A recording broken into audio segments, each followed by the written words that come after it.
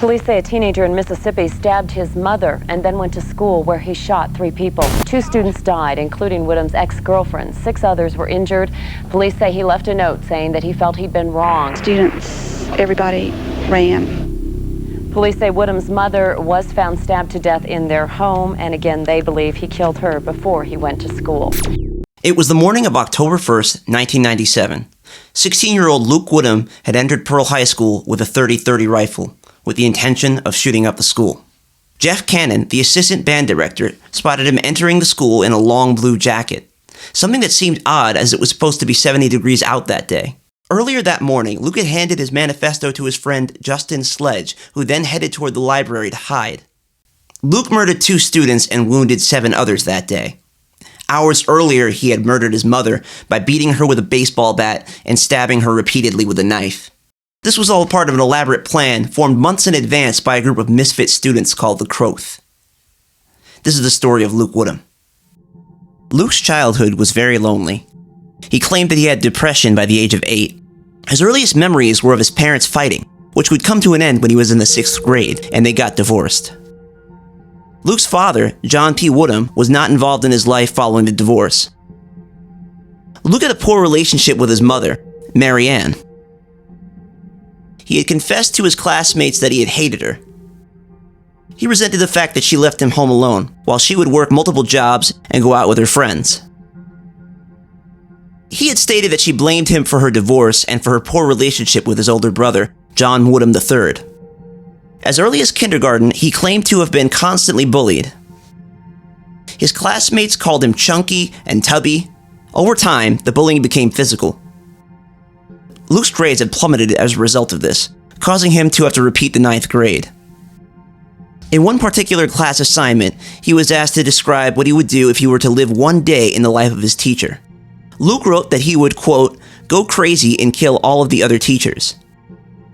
After this, he would, quote, slowly and very painfully torture all of the principals to death. The last sentence of the assignment read, quote, I would get a gun and blow my brains out all over the doggone room and leave my house to Luke Woodham. The happiest period of Luke's life seemed to have been the brief period of time to which he dated Christina Menifee. Despite the happiness that this relationship brought him in his otherwise bleak life, Luke started to get very possessive of Christina, not allowing her to spend time with her friends. He wanted her all to himself. Luke's mother had accompanied them for each of the few dates that they went on, which consisted of going to McDonald's and the movies, which Christina found unusual. Due to the way that both Luke and his mother made her feel, she decided to end the relationship early on. The breakup caused Luke to fall into a deeper depression. He went through periods of sleeplessness and experienced a loss of appetite. He became suicidal, going as far as putting a gun inside his mouth. Just as he had reached his lowest point, he met Grant Boyette. Grant came from a family that had a good reputation within the community and were known for their involvement with the church. His Sunday school teacher described him as a, quote, quiet, polite Christian boy. Boyette was fascinated by Adolf Hitler, as well as the philosopher Friedrich Nietzsche. At his trial, one friend said that Grant liked Adolf Hitler a whole lot and admired his tactics. He liked the way he could influence people. Boyette had been a victim of bullying and formed a group with other misfits called the Croth. Grant had told his friends that his real father, Satan, had given him that name to use for the group. Grant referred to himself as the master of high demon activity. Once you joined the group, you were not allowed to leave. Grant would tell the members, you know too much about the group, you're either with us or you're dead. Unaware of his alarming interests and tendencies, Luke did not hesitate to join the group when given the offer, as he was eager to make friends and feel a part of something. The Croth consisted of 7 members. Their meetups often resembled those of the typical teens at the time, which involved playing video games while listening to Marilyn Manson and other popular rock bands of the time. Other times, they read books together, discussed philosophy, and played tabletop role-playing games. Most of the time, they would hang out at Luke's house, as his mom would often be out working in the afternoon. Early on, Luke's time with the group seemed to have a positive effect on him. He had been encouraged to read the works of philosophers Aristotle, Plato, and the Russian novelist Fyodor Dostoevsky. Luke had stated that he went from failing the 9th grade to reading books on astrophysics within a few months. Over time, Grant let him in on his secret. He prayed to Satan.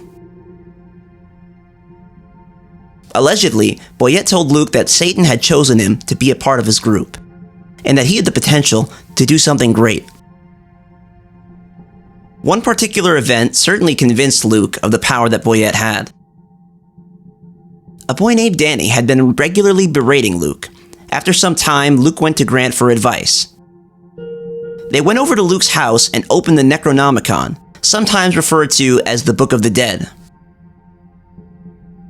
It is important to note that the Necronomicon is not a real book. It is a fictional book that exists within various stories written by H.P. Lovecraft, which was generally referred to as a grimoire, or book of magic. Many have capitalized on the popularity of Lovecraft's stories by selling their own version of the Necronomicon. Some versions contain nothing more than a collection of Lovecraft stories, while others contain info that the author thought the actual book would have in it, based off Lovecraft's writing. This particular copy of the Necronomicon was filled with myths and rituals.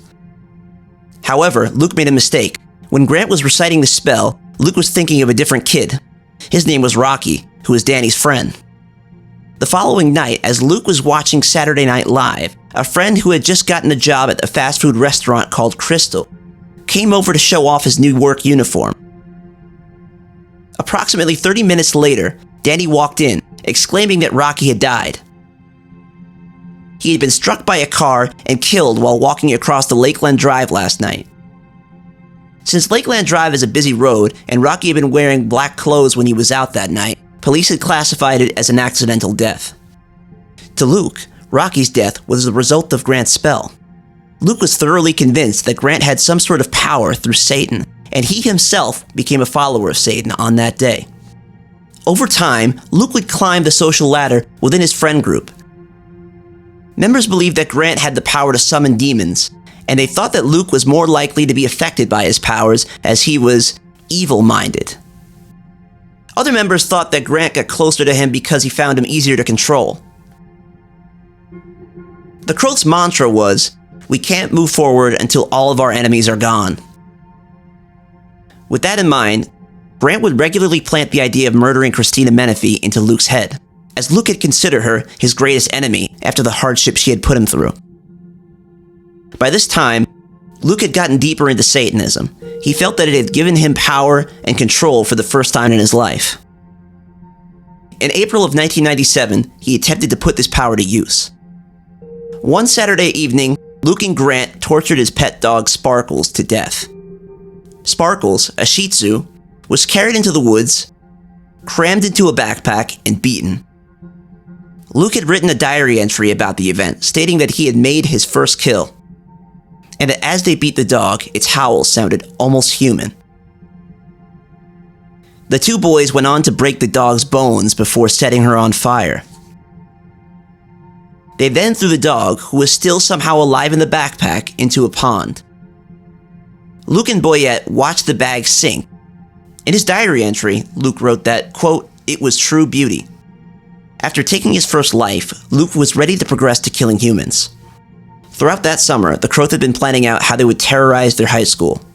Their plan had undergone many revisions before they came to an agreement. They had discussed setting fires throughout the school and cutting phone lines before killing students on their hit list. They later changed that plan to shooting students once the tardy bell rang.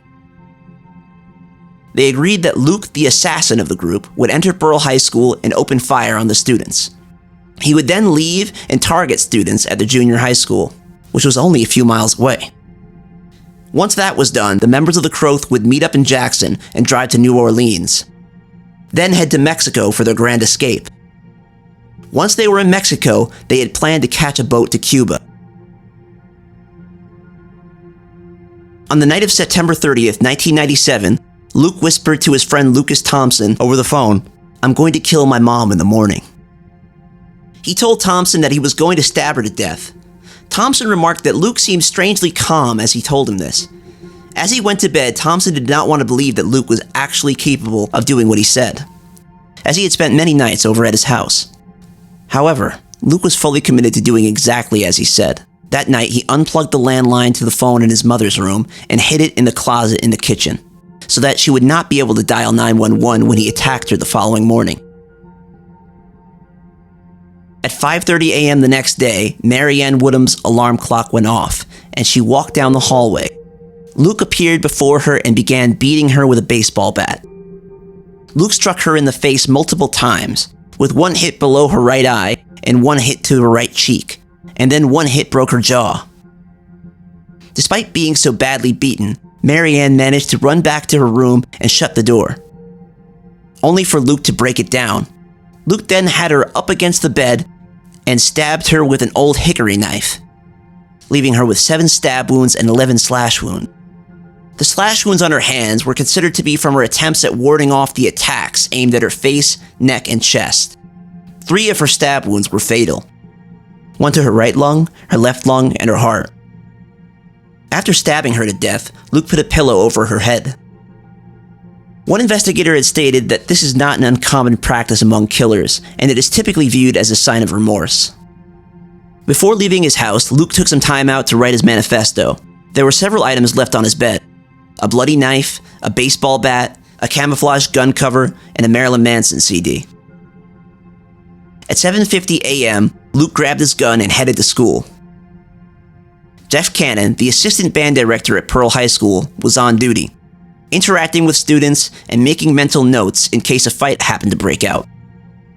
Luke first entered the building to hand his manifesto to his friend Justin Sledge. The manifesto consisted of writings of grievances, amateur poetry, and his last will and testament. After Sledge ran to the library to hide, Luke began shooting. The first shot was fired at 8:06 a.m. Jeff Cannon thought that someone from the school's ROTC program had accidentally fired their weapon, commonly used when scores are made during high school football games. The reality was that Luke Woodham had shot his former girlfriend Christina Menifee in the neck at point-blank range with his .30-30 rifle. After searching a bit for the origin of the shot, Cannon laid his eyes on Luke, and it began to dawn on him that a school shooting was taking place. He immediately shouted at the students to run. After Menifee was shot, Lydia Dew, the girl beside her, attempted to run away. Luke aimed his rifle at her back and shot her. He later confessed that he did not know why he shot her, stating that she was a, quote, ray of happiness, sunshine, and joy. After the 2 girls were shot, Luke began to fire at random. He stated that he had snapped. Quote, "It's like I was there, but I wasn't." A sophomore named Stephanie Wiggins was shot in the hip, shattering it. A student named Jeffrey Safely was shot in the leg while trying to protect his girlfriend. After shooting him, Luke walked over to Safely and apologized, stating that he didn't recognize him. Luke had mistaken Safely for Kyle Foster, the mayor's son, whom he had wanted to shoot for the added shock value. The majority of shots that Luke had fired had hit the ground, which caused shards of tile to fly into the bodies of the students that were running away. People everywhere were bleeding. Everybody looked dead, one student said in regard to the scene. Luke's rifle had jammed after he had fired multiple rounds. After spending a short period of time attempting to fix the gun, Luke gave up and ran out of the school. This was when Cannon began to follow the trail of blood and destruction that led from the commons to the band hall. Once there, he found that 3 of his students had been hit with shrapnel. While the shooting was taking place, the assistant principal Joel Myrick ran from the school to his truck for his Colt .45 automatic. Once he got there, he saw Luke coming out the doors. He screamed for Luke to stop, but he headed toward his white Chevy Corsica. As Luke attempted to drive off in his car, Myrick felt that he had to do something before he escaped and potentially made his way to Pearl Elementary, where his son attended. While attempting to get away, Woodham got stuck behind a car that was parked at a stop sign. As he honked his horn and gradually passed by the other car, Myrick aimed his gun at the car, which was headed in his direction. Being an unskilled driver who had not yet earned his license, Woodham had accidentally left the emergency brake on his car, which left skid marks leading from his home to the school. The sight of Myrick and his gun had startled him, causing him to swerve off the road and lose traction in the dewy grass. the car came to a stop after hitting a wall near the edge of the road. "Don't move or I'll blow your head off," shouted Myrick as he approached the car. While he aimed his pistol at Woodham, he ordered him to get on the ground. From there, Myrick was able to hold him until the police came to make an arrest. A large amount of unused bullets were found in his jacket pocket. The shooting lasted 10 minutes overall. The event had greatly disturbed the surrounding community. Classes at Pearl High School were suspended for the rest of the week. In the wake of what had happened, Grant Boyette had tried to distance himself from Luke. Boyette told the reporter that he would sometimes play video games with Luke and described him as very intelligent and a lover of philosophy. Other members of Luke's friend group spoke in great detail of their friendship with him, and went on to speak of their knowledge of his manifesto and why they think he went through with the shooting. Regardless of their discretion or lack thereof, it did not take long for the police to find out about the Croth. As they gradually figured out who was a part of the group, investigators began taking members out of their classroom for questioning. Within 5 days of the shooting, each member of the Croth was arrested and charged with conspiracy to commit murder. Following these charges, the community began to talk about how the shooting at Pearl may have been linked to a satanic cult, which only fanned the flames of the satanic panic that had been going on within the US throughout the 80s and 90s. This was a period to which there was a massive surge in crimes that were allegedly linked to Satanism. During his interrogation, Luke confessed to the murder of his mother and explained how his deep-seated anger toward her was due to the fact that she never loved him and never believed that he would amount to anything. Moments later, he would state that he loved his mother and didn't want to kill her, but he wanted to get revenge on Christina Menifee. He thought that the only way that he would be able to get away with taking a gun to school was if he were to kill his mother and steal her car. When he was asked why he couldn't have simply tied her up, Luke said that he hadn't thought about that. Luke then went on to confess to the school shooting. He expressed that he was not insane and knew what he was doing. Luke faced 2 different trials, one for the school shooting and one for the murder of his mother, neither of which would have his father or brother in attendance. During the trial for the murder of his mother, Luke placed most of the blame on Grant Boyette. Luke told the story of how they became friends, started the Croth, and how Boyette began to have more of an influence on him after he placed a spell on a boy who later got hit by a car. In October of 1997, Luke was found guilty of murdering his mother. 1 week later, he was found guilty of 2 counts of murder and 7 counts of aggravated assault for the school shooting. As a result, he was sentenced to 2 consecutive life sentences and 7 20-year sentences.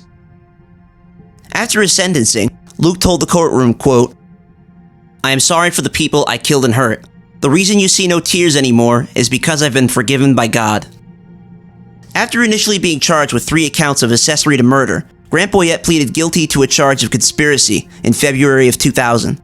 Grant was to attend a regimented inmate disciplinary program at Parchman and serve 5 years of supervised probation.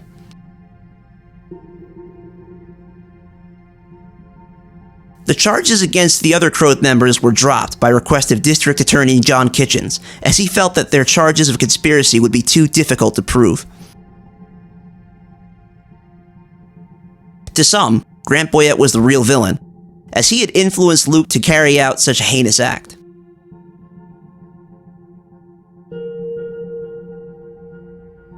Woodham's bus driver stated that he was typically a socially withdrawn student who struggled all his life with being bullied.